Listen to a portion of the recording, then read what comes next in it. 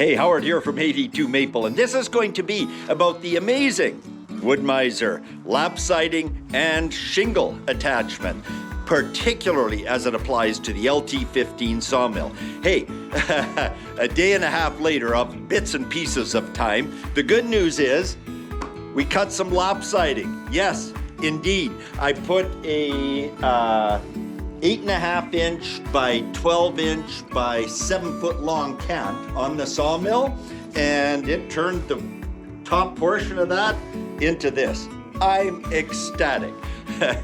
You know what? This is actually a reshoot of a video that I started yesterday, and I'm reshooting it for a reason that I'll reveal in a moment.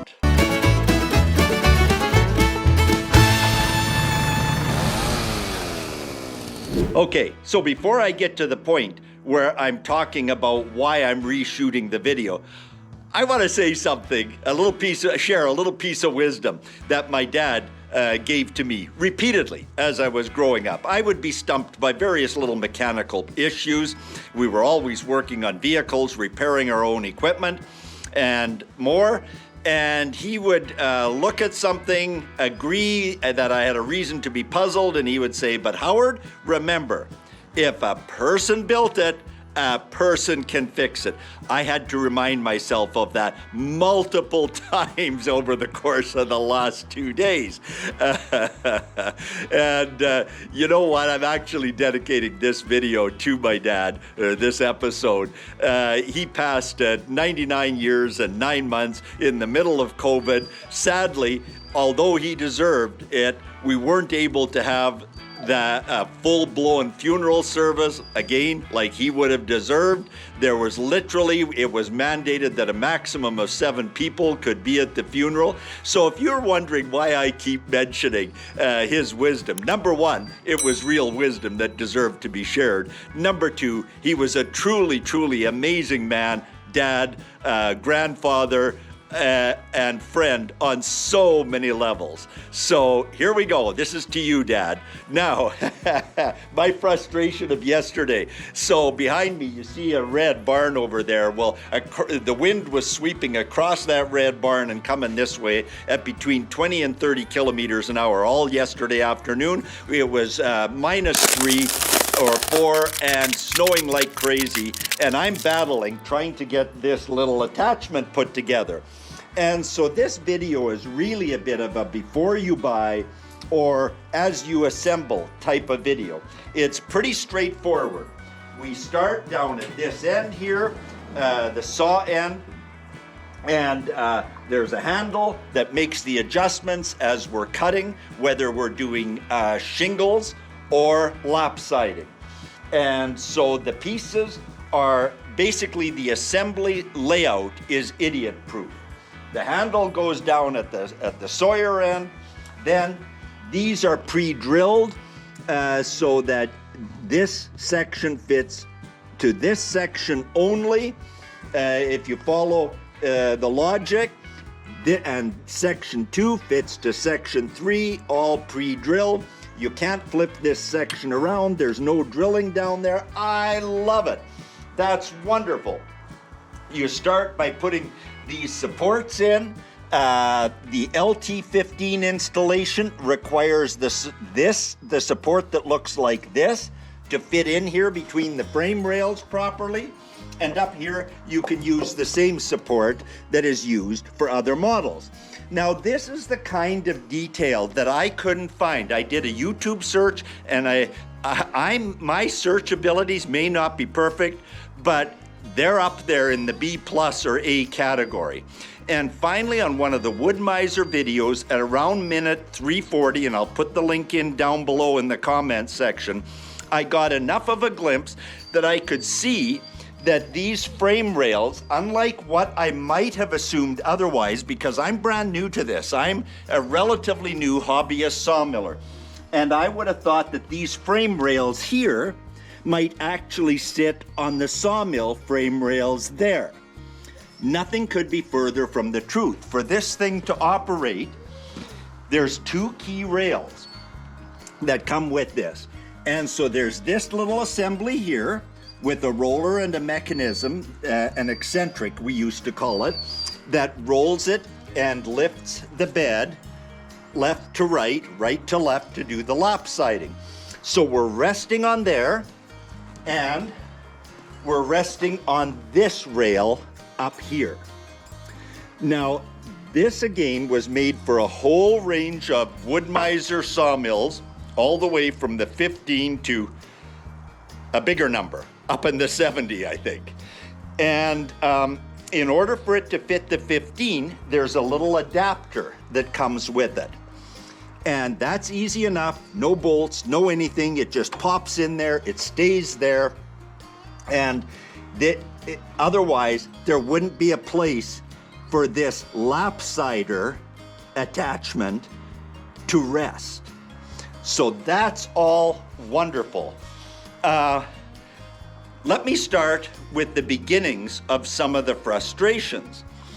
I'm trying to figure, I feel that I have a reasonably good grasp of how something should fit, and I have to tell you the instruction manual was of little or no help, which is really the reason I'm doing this video. Let me give you one example, because where the manual was not outright misleading, it was certainly ambiguous. So let's go down to this end, and Coral's gonna follow me around here. So this handle is what makes this mechanism work. This gives us that tilt that I was talking about, and you can see the entire bed front to back moving as I move this handle. Therefore, that's how we get into both the shingle and the lopsiding cutting business. This handle was mounted here. However, the instruction manual has an arrow pointing both ways between here and the next possible, right here, this piece right here. And it said, the first thing you need to do is swap these around if you have an LT15. So I swapped them around, which put the handle in here. Well, that would be impossible to lift this handle. So I already had this assembled, and Coral was running December errands, and I ended up having to manhandle this 200-pound piece of attachment to multiple positions on the saw bed, trying to figure out how this fit. But this wasn't the only fit issue. If we come down here, we see some cross members. Okay, these cross members are welded in for all the right reasons. And I'm going to have to say, I'm going to intersperse into this video a few clips from yesterday to show you what was happening. This cross member was sitting right here on top of the sawmill cross member. Here again, right, this cross member for the attachment was sitting right on top of here. So I had my trusty measuring tape out, and I was going back and forth. I measured and positioned this attachment in as many possible locations as you can possibly imagine. It wasn't a treat doing that, and finally figured out that in fact these cross members, this one here that was sitting on top of there, this one here that was sitting on top of here, were causing the bed not to be able to do its left to right motion. I couldn't figure out, what does this thing do? I can work the handle down at the far end all day long, and we're going nowhere. So, taking my grinder, and I'll put a little clip in here perhaps, I ground those out. I didn't want to tackle it with a cutting torch, and I didn't want to weld them back in, so I bolted them back in a different position to give it the lateral strength here that it needs. And I didn't want to use torches to upset the tempering on this frame in any way, shape, or form. I'm just not that good at cutting or welding. So we bolted it back in. All of a sudden, I had a piece of equipment that worked almost. So I could now move the handle down here, and I bolted my first cant in, and I could see it getting some lift here and the far end was doing nothing. Nothing at all. Hey, we have a wonderful little rescue dog. It's hanging out with it's its first day here, and we just had to rope it up there for a little bit while we're shooting this video, and it would like to be running free. So hang on there. No name dog as of yet. We'll have you sorted out here shortly. And here's what I found. And this had been a problem when I first set this up. Even with the bolts, there's some adjustment bolts down under here, which you actually only use if you're transporting the sawmill with this on it. Otherwise, it's free. And it was binding here, and so I had to go in there. I couldn't see any sawdust or pitch residue on these cross members. Cleaned it up with an electric wire brush, applied a liberal amount of WD-40, cleaned it up, and then put some silicone-based lubricant in there. That one was working fine. Well, it turned out I had to do the same down here. For some reason, this is just too tight a fit. Like, you can see the fit right in here. I'm just gonna take the camera from Coral for a minute, and you see how tight that is? So that's after I gave it the wire brush treatment and silicone lubricant. And so now I'm gonna go down to the far end and work it, and Coral's gonna focus in on here, and it seems to be working fine. But wow, it had me truly stymied as to what I had missed in the assembly when that wasn't working. Sorry, I went out of range of the microphone. That had me truly mystified as to what it might have been that I was missing in the assembly. I figured I had really botched something. And meanwhile, it's just a poor fit in a couple of instances. Then I was demonstrating this for Coral, and I thought I had some of my adjustments right. So I'm mentioning all of this, so hopefully in this 12 or 15 minute video, you'll save hours in terms of the assembly around things that aren't covered in the assembly manual. So we'll go back down here again, and when I pull this lever, I'm going to get Coral to go right up to where the eccentric cam is, right over here, where you see that little wheel moving. Okay, so this came set up that the handle would go to here.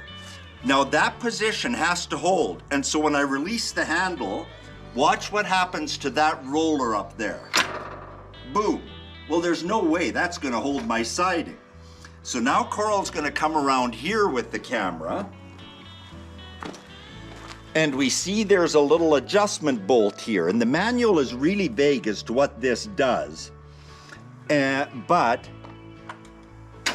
it actually holds the handle from going any further. It has a good purpose, but the reason my cant fell out of position was this. This little roller here actually has to be angled back. So you make that adjustment with that bolt up there that we were just looking at. It has to be angled back. If it's sitting up and down, the slightest sawmill vibration or otherwise is going to kick that to come forward, and I may not be able to do that without the handle, but you'll see what I mean as I flip this handle. So if the roller is sitting there, it's not going to hold, and if it's sitting there, it will actually hold for a little bit until there's a vibration, and then down this goes. And mid-cut, man, that's tough on a saw blade, and it wrecks an otherwise perfectly good piece of lap siding.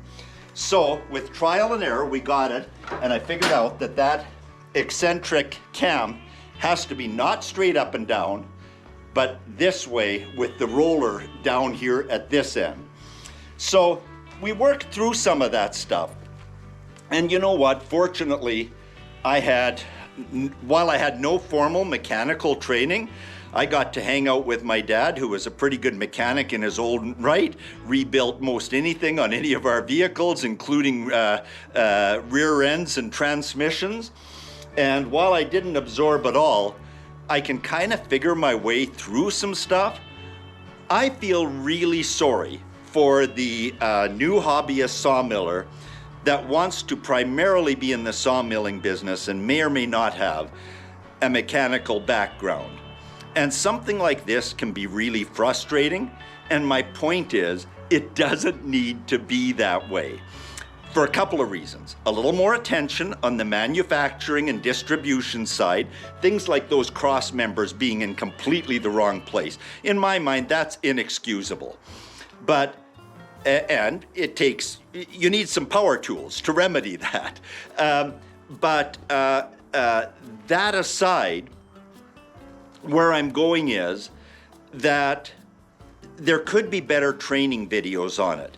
Again, I looked through a bunch of Woodmizer related material, and while there was lots showcasing the wonderful output of this, in terms of the setup, again, I think those videos fall vastly short. And that would be a suggestion to any manufacturer. Why don't you have a step-by-step video? And this isn't the first experience like this with Woodmizer. There's a little edger sitting over there that our rescue dog is leashed to right now.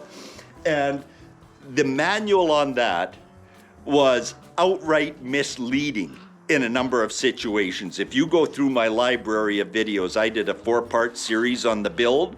And there were things that the manual was asking you to do that were a complete impossibility and didn't match the reality of the parts that I had been sent. So there you have it.